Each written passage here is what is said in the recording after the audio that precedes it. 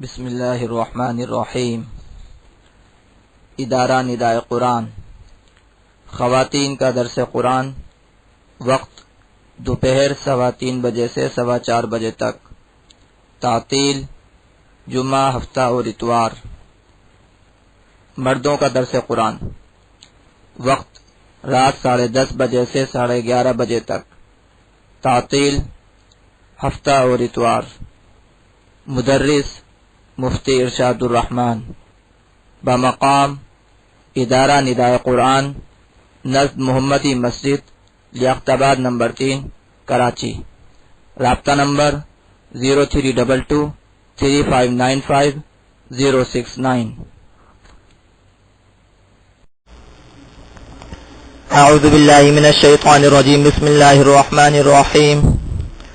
لا يستوي القاعدون من المؤمنين غير أولي الضرر والمجاهدون في سبيل الله بأموالهم وأنفسهم۔ پیچھے سے جہاد کا بیان چل رہا ہے، اور جہاد میں بعض اوقات جو غلط فہمی ہو جاتی ہے اس کا بھی پیچھے ذکر ہوا۔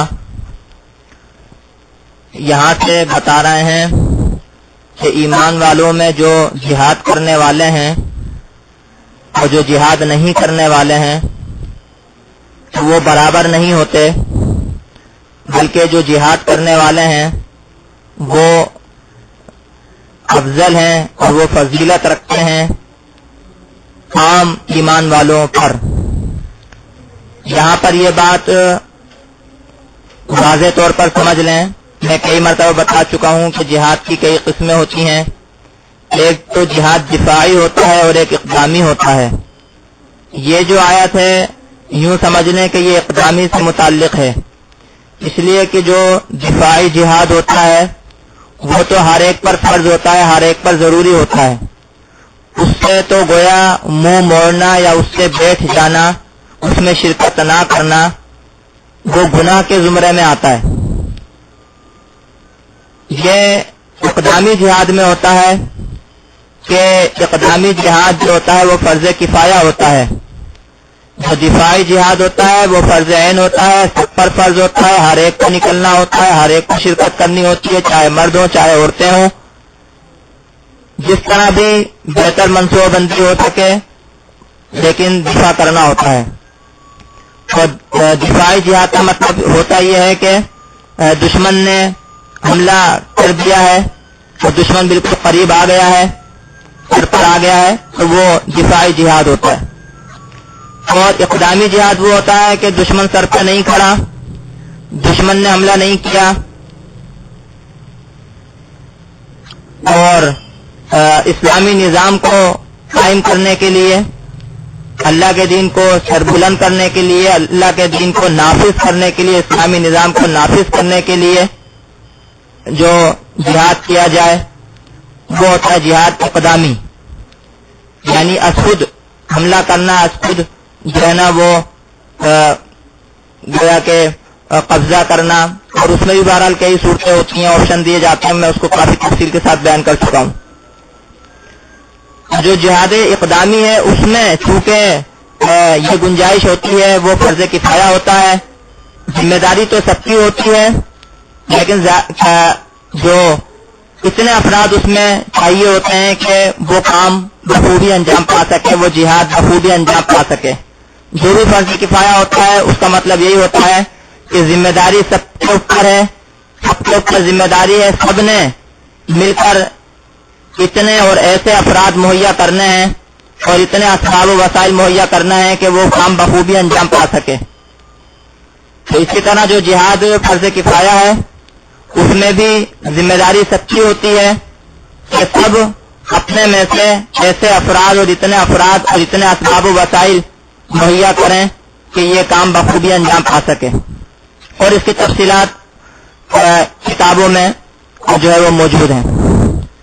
تو جو اقدامی جہاد ہوتا ہے تو چونکہ عملی طور پر سب کا شریک ہونا اس میں ضروری نہیں ہوتا، ذمہ داری تو سب کی ہوتی ہے لیکن شرکت سب کی ضروری نہیں ہوتی عملی طور پر، تو اس لیے اس میں کچھ شرکت کرنے والے ہوتے ہیں، کچھ شرکت نہیں کرنے والے ہوتے ہیں۔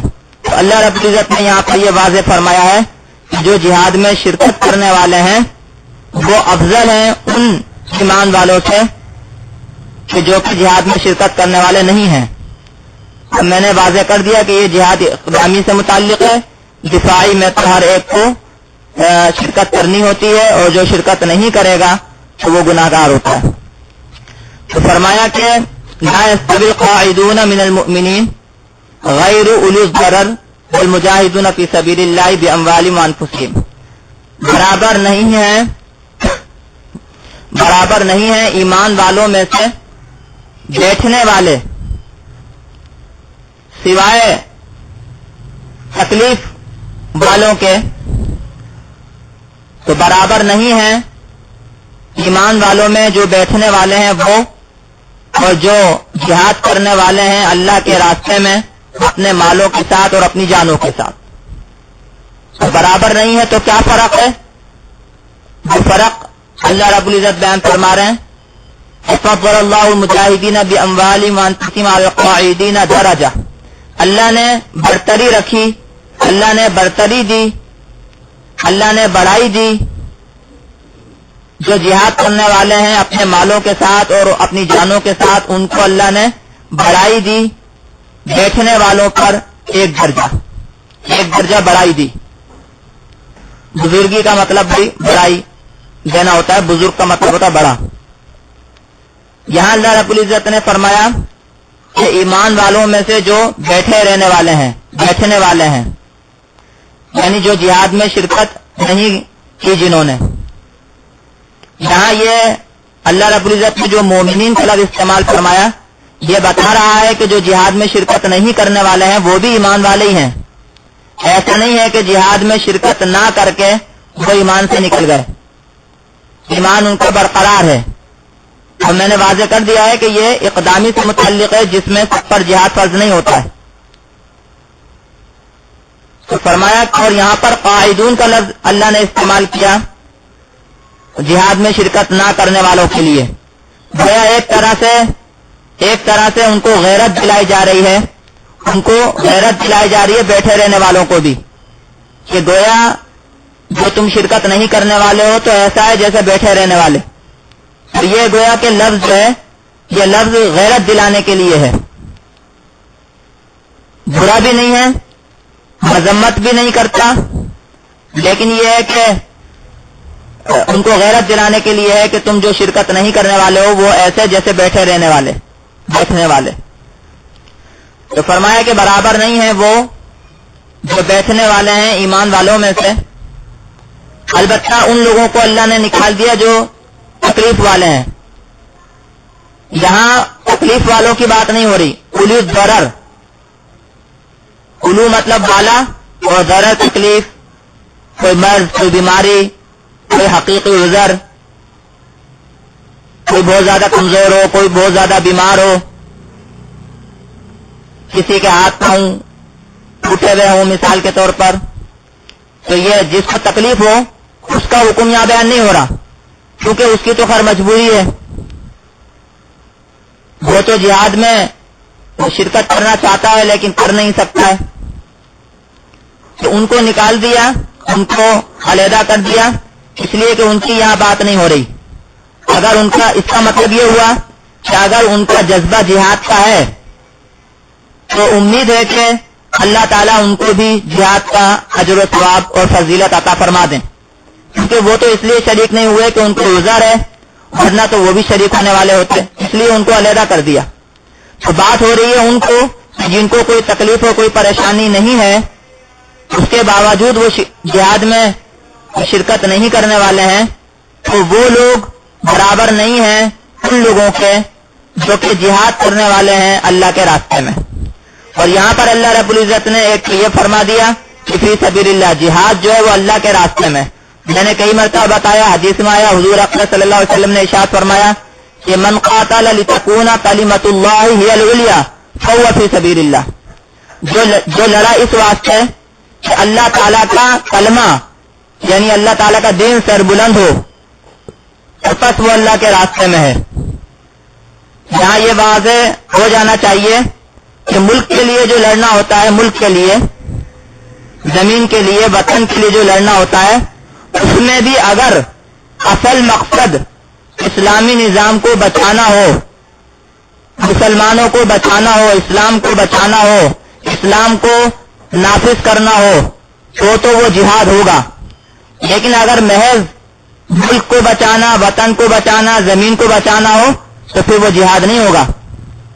اگر ملک کو، وطن کو، زمین کو اس لیے بچایا جا رہا ہے کہ یہاں اسلامی نظام قائم ہو، یہاں اسلامی نظام مستحکم ہو، یہاں مسلمان محفوظ ہوں، اپنے اسلام پر آزادی کے ساتھ عمل کر سکیں، اگر یہ مقاصد ہوں اور یہ ارادے اور یہ نیتیں ہوں تو وہ اللہ کے راستے میں ہے اور وہ جہاد ہے، ورنہ وہ جہاد نہیں ہے. تو یہ واضح رہنا چاہیے جو جہاد میں شریک ہونے والے ہوں، کوئی بھی عمل ہو اس میں نیت میں اخلاص ہونا چاہیے، نیت صحیح ہونی چاہیے، ورنہ وہ عمل بیکار ہوتا ہے. تو فرمایا کہ جو اللہ کے لیے اس مقصد کے لیے لڑا کہ اللہ تعالیٰ کا دین سربلند ہو تو وہ اللہ کے راستے میں. تو یہ مطلب ہوا مجاہدین فی سبیل اللہ کا، کہ جو جہاد کرنے والے ہیں اللہ کے راستے میں، اور اپنے مال اور اپنی جانوں، مال بھی خرچ ہوتا ہے جہاد میں اور جانیں بھی خرچ ہوتی ہیں. اس سے اندازہ لگائیے کہ حضور اکرم صلی اللہ علیہ وسلم نے عمومی چندہ عام طور سے کسی اور مقصد کے لیے نہیں کیا لیکن جہاد کے لیے کیا. ایک تو یہ صورت ہوتی تھی کہ مثال کے طور پر حضور اکرم صلی اللہ علیہ وسلم زکوٰۃ وصول کرنے کے لیے لوگوں کو بھیجا کرتے تھے، اور وہ زکوٰۃ مسلمانوں، غریب مسلمانوں پر لگائی جاتی تھی. باقی ایک ہوتا عمومی چندہ، عمومی اعلان، اور وہ حضور اکرم صلی اللہ علیہ وسلم جہاد کے موقع پر کرتے تھے. عام حالات میں ایسا ثبوت ملتا نہیں ہے. عام حالات میں انفرادی ضرورتوں کے تحت بھی بعض اوقات خود بھی مدد کرتے تھے، دوسروں کے ہاں بھیج دیتے تھے کہ بھئی فلاں کے ہاں چلے جاؤ اور میرا نام لینا اور ان سے لے لینا. اللہ تعالیٰ سے مانگنے کی بھی ترغیب دیا کرتے تھے. بہرحال تو اس سے اندازہ لگائیے کہ اس میں مال کی بھی زیادہ ضرورت ہوتی ہے، جانوں کی بھی ضرورت ہوتی ہے. تو جو جہاد کرنے والے ہوں اللہ کے راستے میں اپنے مالوں کے ساتھ اور اپنی جانوں کے ساتھ، تو یہ برابر نہیں ہے ان ایمان والوں کے جو بیٹھنے والے ہیں، یعنی جہاد میں شرکت نہ کرنے والے ہیں. اور برابر کس طرح نہیں ہے، کیا فرق ہے؟ اللہ نے بیان فرمایا فضل اللہ المجاہدین باموالہم وانفسہم علی القاعدین درجہ، کہ اللہ نے فضیلت دی، اللہ نے بزرگی دی، اللہ نے بڑائی دی جو جہاد کرنے والے اپنی مالوں کے ساتھ اور اپنی جانوں کے ساتھ بیٹھنے والوں پر ایک درجہ. یہاں پر ایک بات وضاحت ضروری ہے جو کہ فصاحت و بلاغت کے اعتبار سے ہے کہ اموالہم وانفسہم کا دوبارہ اللہ نے یہاں پر ذکر کیا. حالانکہ بظاہر دیکھا جائے تو باموالہم وانفسہم کا ذکر پہلے ہو گیا، تو اب یہاں پر دوبارہ ذکر کرنے کی بظاہر ضرورت نہیں تھی، لیکن اس وجہ سے شاید اس کو ذکر کیا کہ جو اللہ تعالیٰ نے فضیلت دی ہے جہاد کرنے والوں کو بیٹھنے والوں پر، اس کی اصل میں وجہ کیا ہے، اس کی وجہ کو واضح کرنے کے لیے، اس کی وجہ کو واضح کرنے کے لیے اللہ تعالیٰ نے دوبارہ باموالہم وانفسہم کو ذکر فرمایا. یعنی اللہ نے جہاد کرنے والوں کو بیٹھنے والوں پر جو فضیلت دی ہے اس کی بنیادی وجہ کیا ہے کہ جہاد کرنے والے اپنے مالوں کو خرچ کرتے ہیں اور اپنی جانوں کو خرچ کرتے ہیں. تو یہ دو وجوہات ہیں کہ جہاد کرنے والے اپنے مالوں کو خرچ کرتے ہیں، اپنی جانوں کو خرچ کرتے ہیں. تو یہ دو وجوہات ہیں جن کی بنا پر اللہ تعالیٰ نے بیٹھنے والوں پر جہاد کرنے والوں کو فضیلت دی ہے، ایک درجہ. اس لیے اللہ رب العزت نے باموالہم وانفسہم کا دوبارہ یہاں پر ذکر فرمایا، حالانکہ پہلے بھی اس کا ذکر ہو گیا تھا. اور یہ جو ایک درجہ جو فضیلت ہے، بظاہر دیکھنے میں تو یہ ایک درجہ ہے، درجہ اصل میں کہتے ہیں زینے کو، مرتبے کو، منزل کو. تو یہ ایک درجہ جو فضیلت ہے یہ وہی جہاد کی فضیلت ہے کہ یہ جہاد کرنے والے ہیں لہذا ان کو ایک درجہ فضیلت حاصل ہے. اب یہ ایک درجہ کتنا بڑا ہوگا یہ حدیثوں سے بھی معلوم ہوتا ہے اور قرآن میں بھی جو شہداء کے لیے نعمتیں وغیرہ ذکر ہوئی ہیں ان سے بھی معلوم ہوتا ہے. تو بہرحال یہ ایک جو درجہ ہے یہ کوئی ہمارے گھر کا زینہ نہیں ہے چھوٹا سا درجہ، بلکہ یہ بڑا فرق ہوگا، بہت بڑا فرق ہوگا ایک درجے کا بھی. آگے فرماتے ہیں وَكُلًّا وَعَدَ اللَّهُ الْحُسْنَى، اور ہر ایک سے اللہ نے وعدہ کیا اچھائی کا. ایمان والے جو جہاد میں شرکت نہ کرنے والے ہیں ان کے لیے بھی بہرحال اچھائی ہے، ان کو بھی جنت مل جائے گی ایمان کی بدولت اور اچھے اعمال کی بدولت. لیکن جو جہاد کرنے والے ہیں ان کو جنت کے ساتھ ساتھ جنت میں اعلیٰ مراتب مل جائیں گے. فرق تو ہے درجے کا، لیکن ملے گی دونوں کو جنت. جو ایمان والے شرکت نہ کرنے والے ہیں جہاد میں ان کو بھی جنت ملے گی، ان کو بھی اچھائی ملے گی، اور جو شرکت کرنے والے ہیں ان کو بھی اچھائی اور ان کو بھی جنت ملے گی. فرق جو ہے وہ درجے کا ہوگا. یہ جو اللہ نے فرمایا ہے کہ وَكُلًّا وَعَدَ اللَّهُ الْحُسْنَى، یہ اس بات کی دلیل ہے جو میں نے ابھی شروع میں ذکر کی کہ یہ جہاد دفاعی سے متعلق نہیں ہے، اس لیے کہ یہاں تو اللہ فرما رہے ہیں کہ ہر ایک کو اچھائی ملے گی، یعنی اس کو بھی اچھائی ملے گی جو جہاد میں شریک نہ ہوا. اگر یہ دفاعی جہاد ہوتا، دفاعی جہاد میں تو شریک ہونا ہر ایک کے لیے ضروری ہے، اس میں تو شریک نہ ہونے والا گناہگار ہے. تو جو گناہگار ہے اس کو کیسے اچھائی ملے گی؟ جو گناہگار ہے اس کو کیسے اچھائی ملے گی؟ اس کو تو اس گناہ کو دھونے کے لیے اور ختم کرنے کے لیے جہنم میں جانا پڑے گا. اس کو تو اس گناہ کو دھونے اور ختم کرنے کے لیے جہنم میں جانا پڑے گا، اچھائی تو نہیں ملی. یہ جو جملہ ہے کہ ہر ایک کے لیے اللہ نے وعدہ کیا اچھائی کا یعنی کہ جنت کا، یہ جملہ بتا رہا ہے کہ یہ جو پوری آیت ہے یہ اقدامی جہاد سے متعلق ہے، اس جہاد سے متعلق ہے جس میں شرکت کرنا سب کا ضروری نہیں ہے. ورنہ جس جہاد میں شرکت کرنا سب کا ضروری ہو اس کے لیے ایسا نہیں ہوتا، اس میں تو پھر جو شرکت نہیں کرے گا اس کے لیے کوئی اچھائی نہیں ہے. تو فرمایا کہ وَكُلًّا وَعَدَ اللَّهُ الْحُسْنَى، اور ہر ایک کے لیے اللہ نے وعدہ کیا اچھائی کا یعنی جنت کا. وَفَضَّلَ اللَّهُ الْمُجَاهِدِينَ عَلَى الْقَاعِدِينَ أَجْرًا عَظِيمًا، اور اللہ نے بڑائی دی جہاد کرنے والوں کو بیٹھنے والوں پر بڑے اجر کی.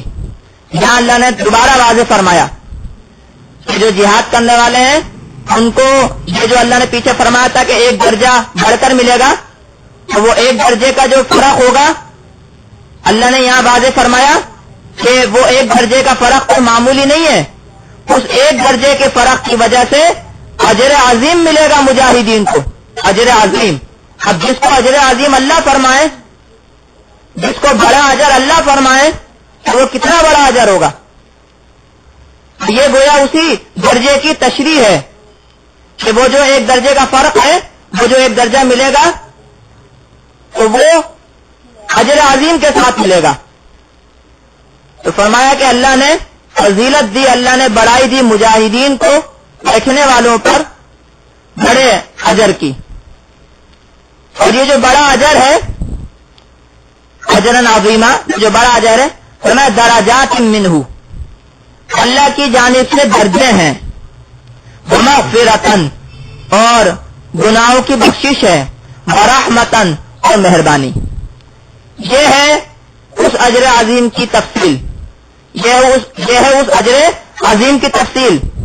گویا وہ جو درجہ پیچھے بیان ہوا تھا اس کی تشریح تھی اجر عظیم، اور اب اجر عظیم کی تفصیل ہے درجات منہ ومغفرتن ورحمتن، اللہ کی جانب سے درجے ملیں گے. یہ جو مجاہدین کا بیٹھنے والوں پر جو فرق تھا وہ ایک بڑے درجے کا تھا. وہ ایک بڑا درجہ کیا ہے؟ وہ ایک بڑا درجہ جو ہے اجر عظیم ہے، بڑا اجر ہے. اور وہ بڑا اجر، بڑا بدلہ، اجر کہتے ہیں بدلے کو، تو وہ جو بڑا بدلہ ہے وہ کیا ہے؟ اللہ کی جانب سے کیا بڑا بدلہ دیا جائے گا؟ وہ ہے درجات، कई दर्जे, बहुत सारे दर्जे, बहुत सारे मर्तबे मिलेंगे।